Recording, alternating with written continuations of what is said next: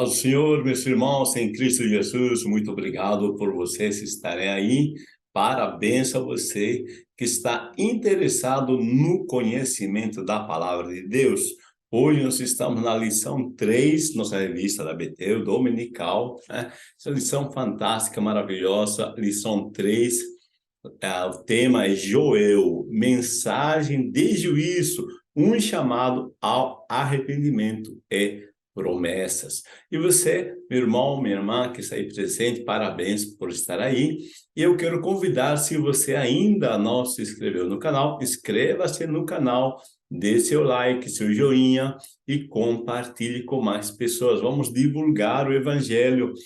Vamos levar essa palavra mais longe possível. Compartilhe com 3, com 4, com 5 pessoas, pelo menos, para que nós possamos ir mais longe. Muito bem. Se você está aqui a primeira vez, meu nome é Ronald, sou professor do Instituto Teológico Metanoia. Sou o reitor, fundador também do Instituto, onde ministramos aulas de médio, bacharel em teologia, treinamentos de liderança, oratória e outros temas, né, que é para a edificação do povo de Deus. Vamos então, na nossa lição de hoje, lição 3, nós temos como texto áureo Joel, capítulo 1, versículo 14, diz assim: santificai em jejum, apregoai um dia de proibição, congregai os anciãos e todos os moradores desta terra, na casa do Senhor, vosso Deus, e clamai ao Senhor. Joel 1, versículo 14.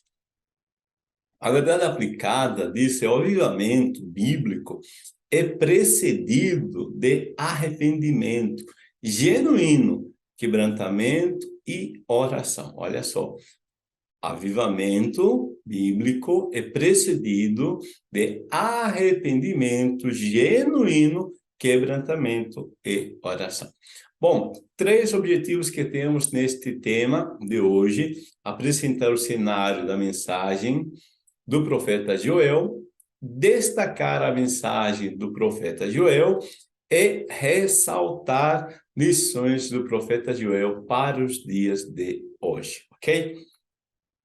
Então vamos lá, texto de referência, capítulo 2, versículo 27 ao 29 e o 32. Por favor, você lê aí, dá um passo se quiser ler na tela, se não, lê na tua Bíblia, que eu já vou no comentário.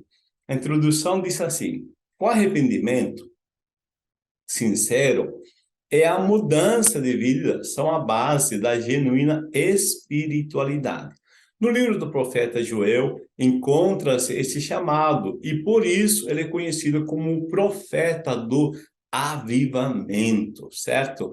Então, arrependimento sincero. Arrependimento, se você ainda não sabe, arrependimento significa pensar os próprios pensamentos. Você perceber como funciona o processo dos teus pensamentos, tá? O que você está pensando, por que que você está pensando desse jeito que você está pensando. Então, se eu não analiso, tá? Se eu não percebo, tá? Esses meus pensamentos, eu estou ignorando a fonte, tá? Dos meus comportamentos.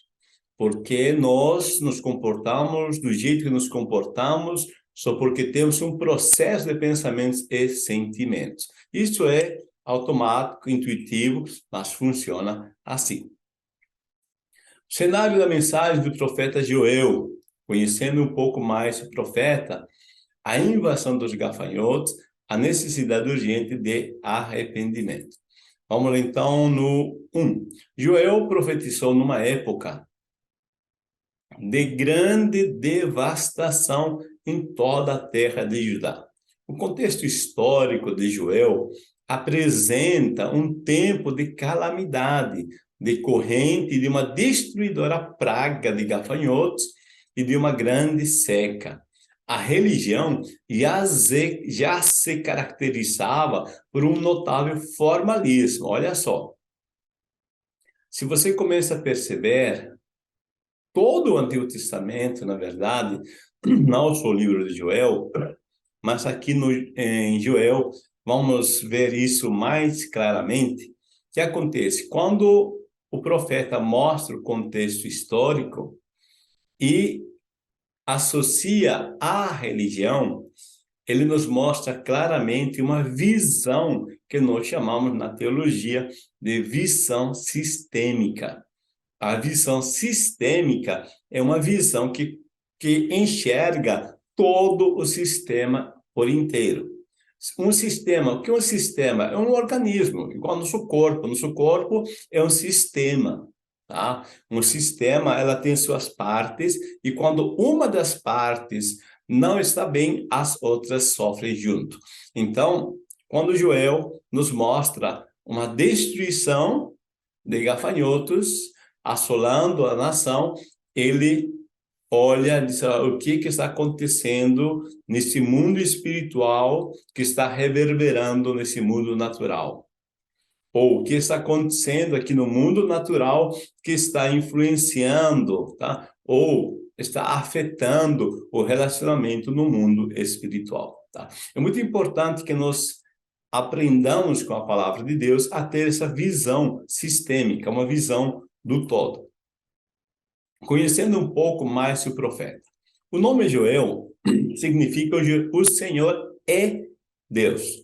Ele era profeta de Petuel, era filho de Petuel. No Novo Testamento, o apóstolo Pedro faz uma referência à profecia dele, ratificando assim seu ministério. Joel não faz referência aos assírios, nem aos babilônios, o que indica que seu ministério se deu antes da ascensão daquelas potências mundiais. Então, no contexto geral histórico, Joel está profetizando antes, tá, de 722, que é a Síria, né? Ele vai invadir, tá, em 722 Israel do norte, e 586 a Babilônia invade a região sul. Então aqui nosso autor, tá, do livro de Joel, o profeta Joel, nos mostra, tá, que vai vir ainda uma destruição. Aquela destruição física por gafanhotos nada mais é uma representação, tá, do que pode vir adiante, isso com mais, trazendo mais calamidade. Agora, o nome de Joel é escolhido especificamente aqui, metaforicamente, que diz que o Senhor é Deus. Deus sempre permanece imutável. Ele é Deus. Isto é, independente do que o povo está passando, se é calamidade ou prosperidade, Deus permanece o mesmo. Tá? Então, Deus não mudou, quem mudou foi aqui, embaixo. Tá? Então, é muito importante nós percebermos, tá, que Deus está mostrando claramente que devo eu permitir-me a ser semelhante a Deus, isto é, manter aqui também, tá, minhas posturas, tá, diante dele, ok? 1.2 é a invasão dos gafanhotos. Nos dias de Joel, aconteceu grande destruição por uma praga de gafanhotos, que devastou toda a plantação, deixando o povo na fome, miséria e seca. O gafanhoto passa por 4 fases em sua vida, que são relatadas distintamente em Joel 1:4, como se fossem 4 diferentes gafanhotos. Então, é o mesmo gafanhoto, só que em 4 estágios, tá? O cortador, o migrador, o devorador e o destruidor. Na sequência, tá, seria o cortador começa a partir das folhas e os outros vão dando sequência de destruição até chegar o destruidor, ou seja, que come até o talo. Não sobra nada daquela plantação. Tá? Então, é interessante porque nesse período, tá, nós vamos ver, tá, que quando Deus está mostrando isso, está mostrando algo interessante, tá? Que esse processo que está acontecendo, tá? Essa destruição que está acontecendo, nada mais é um reflexo, tá? Do que está acontecendo aqui em cima no mundo espiritual, no relacionamento do homem com Deus. Então, aí é uma necessidade urgente de arrependimento. Deus, por intermédio do profeta, chama o povo ao arrependimento e à santificação. O Senhor disse que todos, independentemente da idade, deveriam se arrepender. Congregai o povo, santificai a congregação, ajuntai os anciãos, congregai os filhinhos, os que mamam, sai o noivo da sua recâmara e a noiva do seu tálamo. Olha só. Interessante é que todos são chamados ao arrependimento.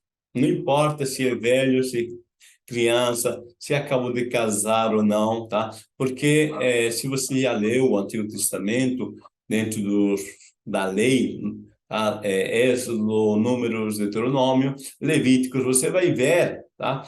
Que existe uma lei, né, para os recém-casados.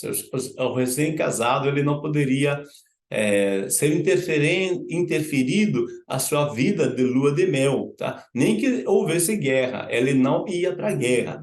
Mas nesse momento, o profeta convoca, seja o noivo e a noiva podem sair, para com isso, tá? Agora é hora de clamor, né?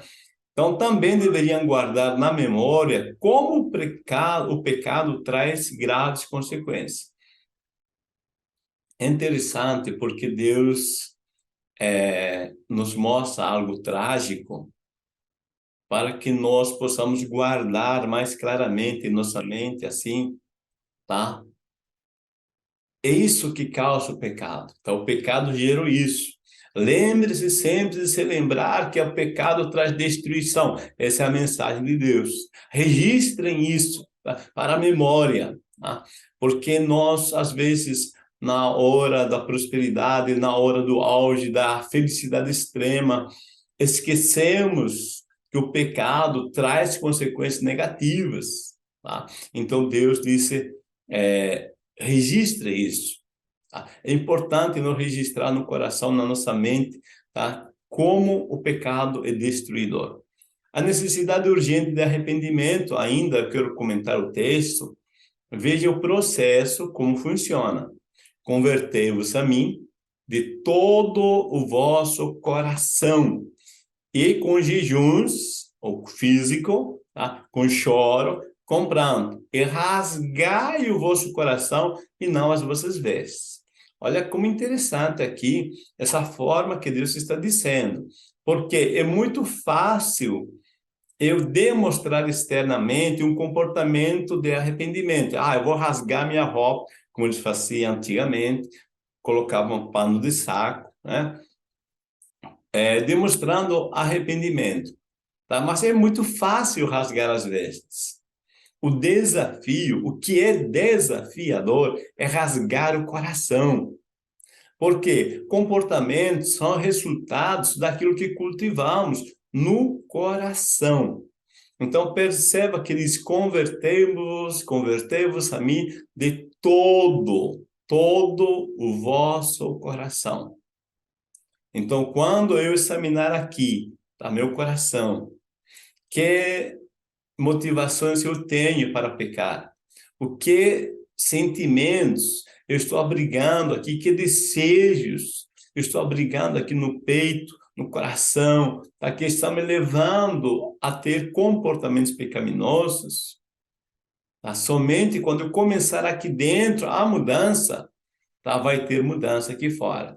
Agora diz, então você repensa teu coração, as motivações, depois você vai manifestar isso no corpo, com jejum e choro. Os seus comportamentos devem ser afetados pelas mudanças internas. Você percebe o que está dizendo? Deus está dizendo, comece aqui, depois aqui fora. Porque começar aqui fora, só demonstrar aqui fora, vai provocar auto-engano. Tá? Vai provocar o que Jesus chama de farisaísmo, os fariseus, os hipócritas, tá? Porque havia uma demonstração externa de santidade, mas internamente havia podridão, né? Então, é muito importante isso, tá? Perceba esse processo, essa sequência que Deus nos foca. A mensagem de Joel, alerta do profeta, esperança imediata catástrofe, o fruto do arrependimento. A singularidade da mensagem do profeta é que ela se origina de uma experiência do cotidiano, ou seja, a contemplação de uma praga de gafanhotos. Sua mensagem se destinava tanto à liderança quanto aos moradores da terra. Todos estavam sendo alertados e chamados pelo Senhor ao arrependimento, jejum, ou seja, a conversão e a contrição, tá? Então, o profeta, ele pega uma experiência do dia, então, assim, ele vê aquela praga e ele faz conexão com o mundo espiritual. Você se lembra que quando Adão e Eva pecaram, a própria terra gerou espinhos e abrolhos?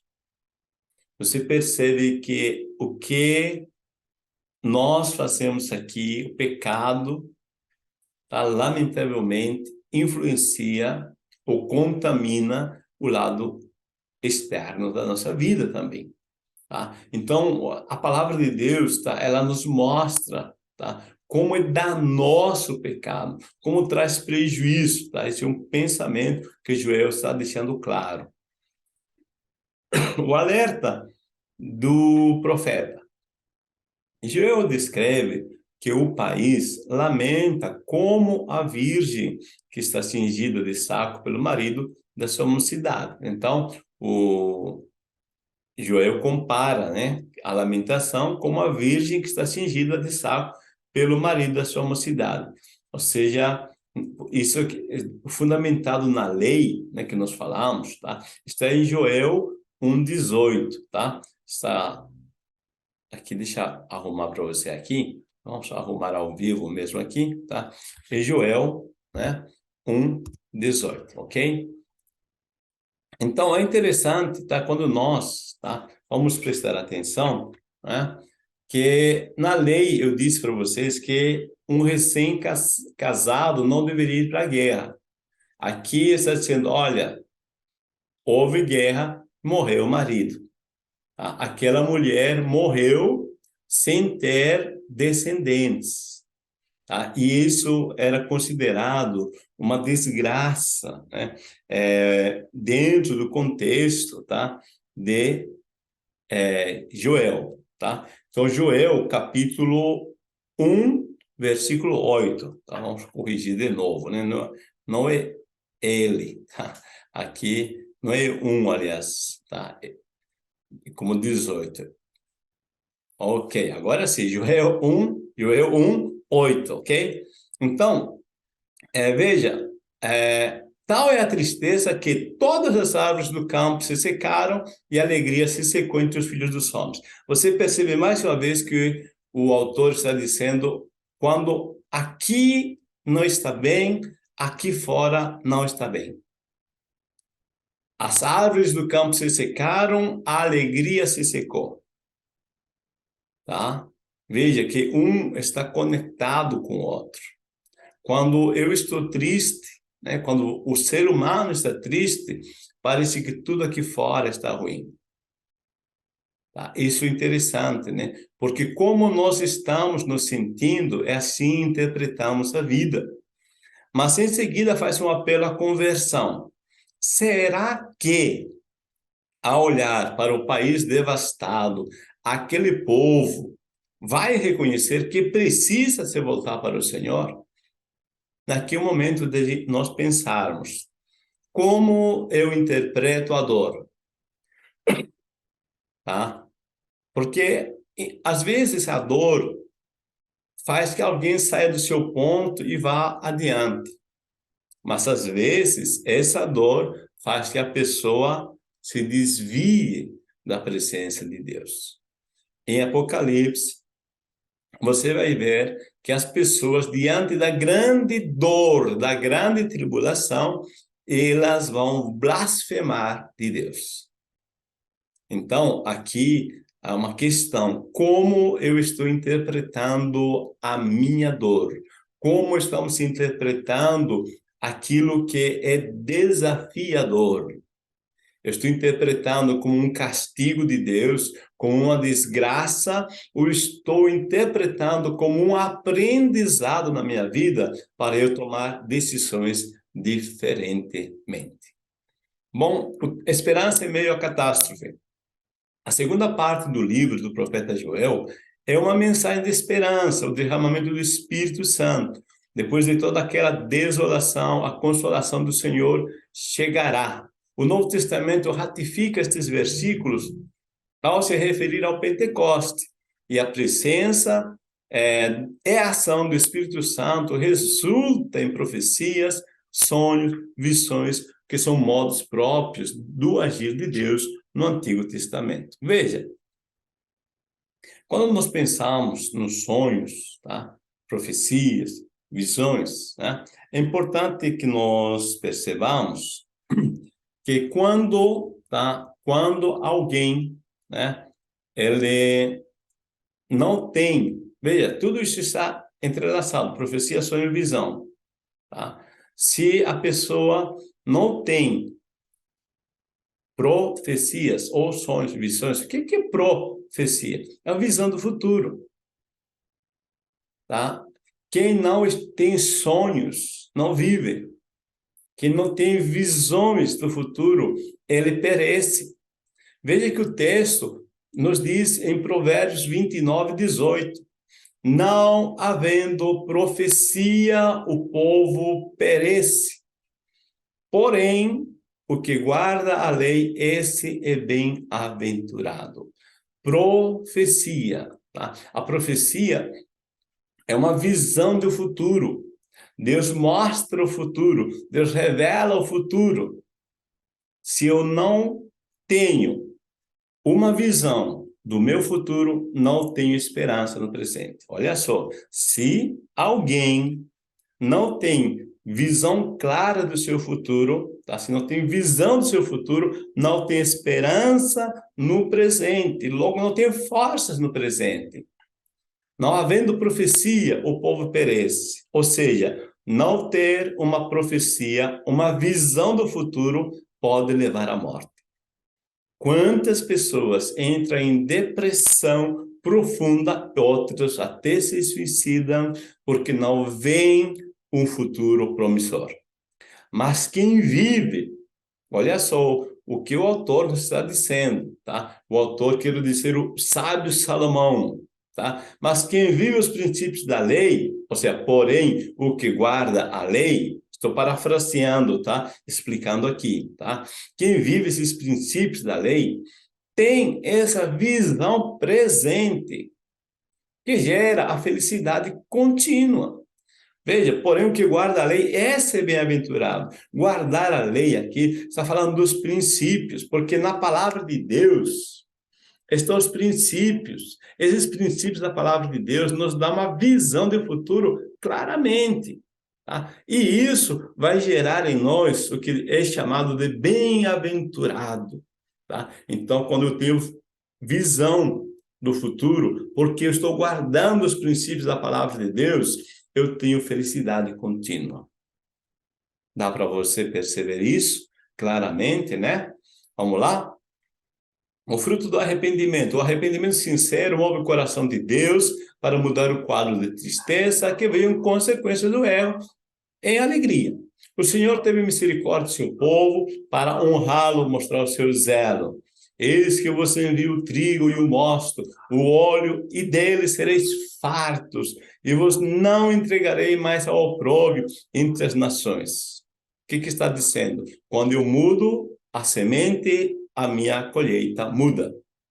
Ok? Quando mudamos a semente que estamos plantando, nós temos colheita diferente. Então, o arrependimento, tá, vai gerar um resultado positivo. Joel para hoje: arrependimento genuíno, santificação urgente, libertação e esperança. A mensagem do profeta é clara: havendo arrependimento autêntico e fidelidade, por parte do seu povo, o Senhor Deus é poderoso para transformar o cenário de desesperança em vitória definitiva. É preciso ter em mente que quando o termo últimos tempos é usado na Bíblia, tem uma conotação de esperança, porque trata-se da vitória final de Deus. O livro do Apocalipse é fantástico. Essas mensagens escatológicas são fantásticas, porque o que é o Apocalipse? Nada mais um registro de que a vitória é daqueles que estão na presença de Deus. A vitória é do povo de Deus. Tá?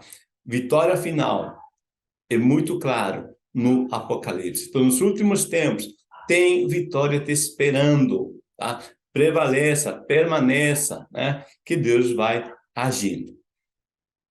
Ao contemplar aquele cenário de destruição, Joel admoesta os compatriotas a buscar a santificação, o quebrantamento e maior submissão ao Senhor.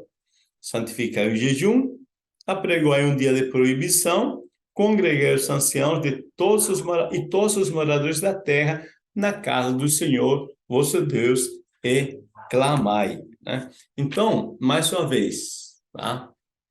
Aqui se pede pelo profeta, né, um momento, tá, de jejum. O que é um momento de jejum?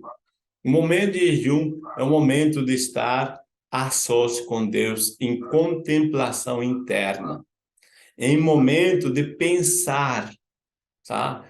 Isso que estou colhendo é porque eu plantei que tipo de semente, tá? Que na vida tudo é resultado. Então, nós começamos a perceber aqui, tá? Que o arrependimento genuíno é um aprofundamento, tá?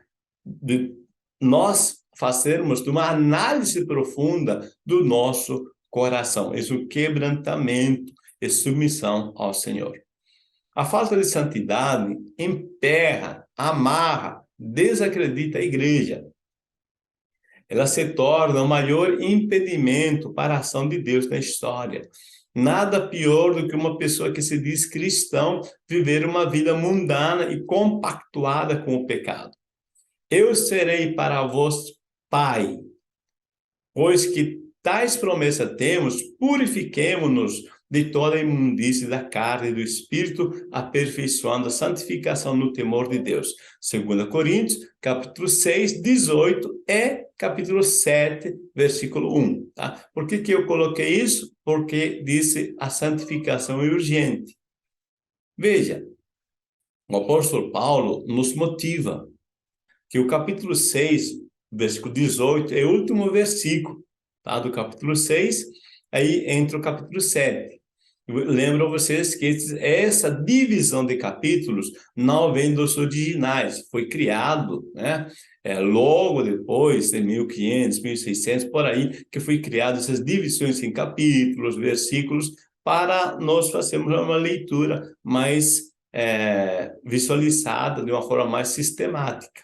Tá? Mas o contexto geral, capítulo 7 e 6, é um só texto.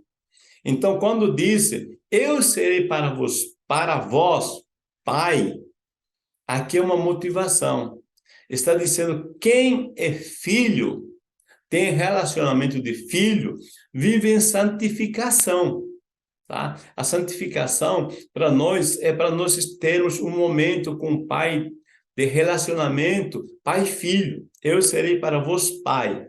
Então, disse Paulo, pois que temos tais promessas de sermos filhos, herdeiros de Deus, co-herdeiros com Cristo, né?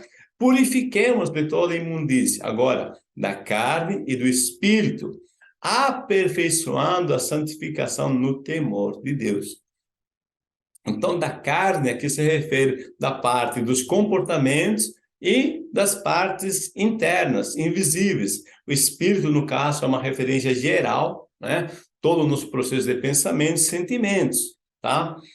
E esse processo, tá, de purificação deve ser feito no temor de Deus. O que é isso? Temor de Deus é reconhecer que Deus está aqui presente, vendo claramente o que estou pensando, o que estou sentindo e o que estou fazendo. No temor de Deus, é isso. tá? Nós percebemos o quão presente Deus está e essa presença do Pai deve me motivar, tá? A me santificar para eu ter relacionamento com o Pai. Amém? 3.3, a libertação e esperança. A mensagem de Joel é atemporal e alcança todas as gerações. Sua mensagem traz alento e esperança aos corações que se encontram presos em um cenário de destruição, pecado e afastamento do Senhor. E o Senhor bramará de Sião e dará a sua voz de Jerusalém.